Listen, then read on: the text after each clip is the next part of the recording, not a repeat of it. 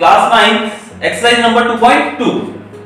First question is 5x 4x square 3। ये हमारा question है, यहाँ पे वैल्यू पुट करनी है हमको।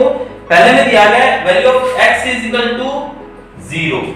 x की वैल्यू हमको 0 पुट करनी है। क्या पुट करनी है? x की वैल्यू 0 पुट करनी है। तो सिंपली हम इसमें 0 पुट कर देंगे वैल्यू जहां भी x लिखा हुआ है।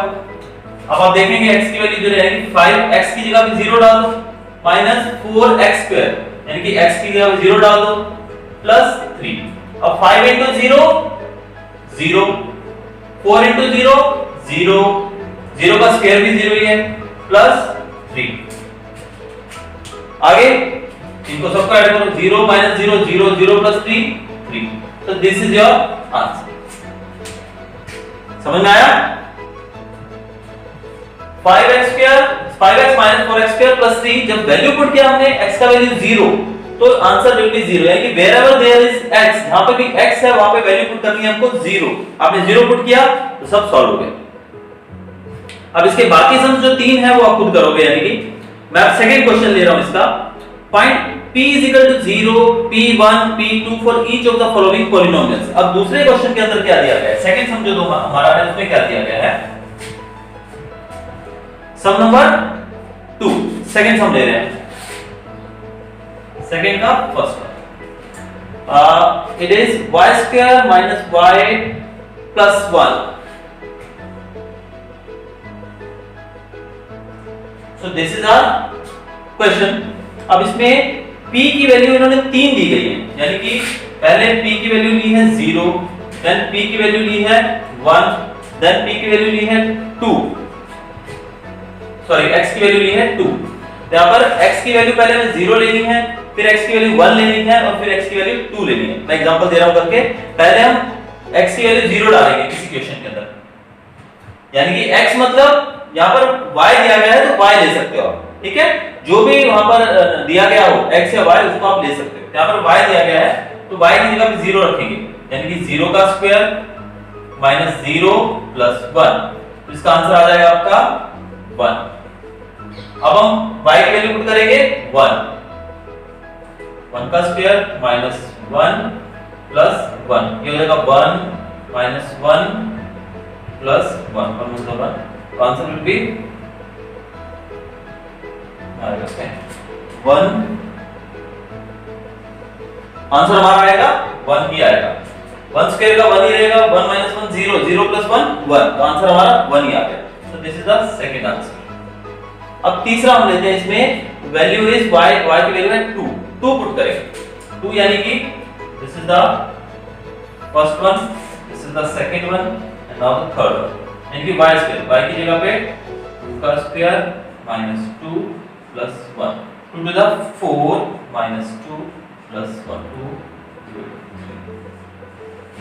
This is answer.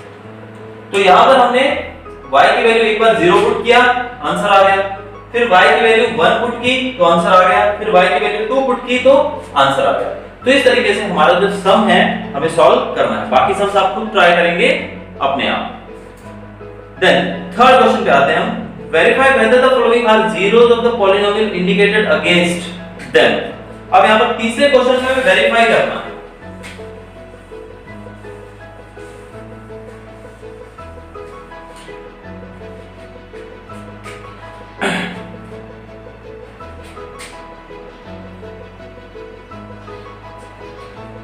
Three x plus 1। अब यहाँ पर x की वैल्यू है 1/3। अब इसमें हमको बताया है, इन्होंने पूछा है कि verify whether the following are zeros of polynomial indicated against them, यानी कि जो 1/3 है यहां पर दिया गया है नेगेटिव 1/3। तो ये जो नेगेटिव 1/3 है, क्या ये इसका 0 है? इसका 0 फाइंड करने के लिए हम क्या करेंगे? हम इसकी वैल्यू पुट करेंगे। कैसे करेंगे? देखो आप, पहले तो हम क्या करेंगे,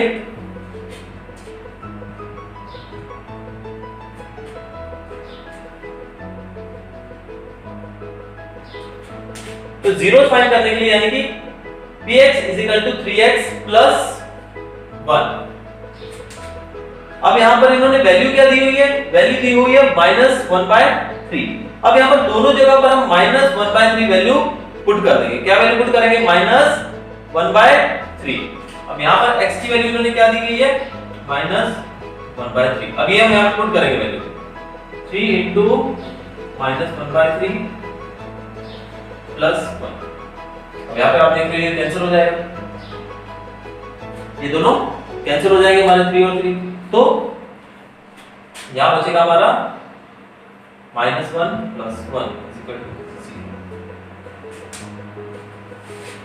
यहाँ पर हमारा आंसर आ गया 0, यानी कि अगर यहाँ पर आपका आंसर 0 आ जाता है तो we can say that -1/3 is a 0 of 3x + 1।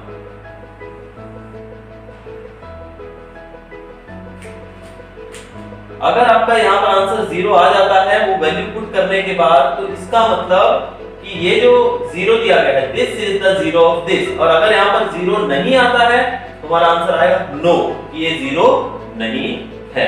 अगर 0 आता है तो इसका मतलब वो इसका 0 है, लेकिन अगर 0 नहीं आता है तो ये इसका 0 नहीं है। जैसे कि फर्स्ट सम में हमने देखा तो ये इसका 0 आ रहा है। अब हम चलते हैं फोर्थ सम के ऊपर। फोर्थ सम में पूछा गया है find the 0 of the polynomial in each of the following cases. अब यहां पर हमें 0 दिया हुआ था, यहां पे हमें इन्होंने 0 दिया था और हमें वेरीफाई करना था कि ये इसका 0 है कि नहीं। अब दूसरे केस में जो बताया था इन्होंने वो क्या बताया है,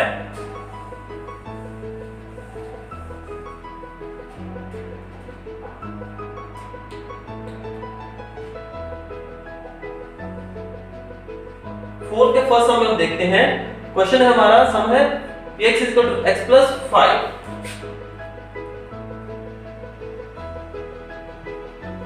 अब यहां पर हमें 0 फाइंड करना है। अब तक क्या था, पिछले सम में हमने क्या किया था, 0 दिया था और हमने इसको वेरीफाई किया कि वो उसका 0 है कि नहीं।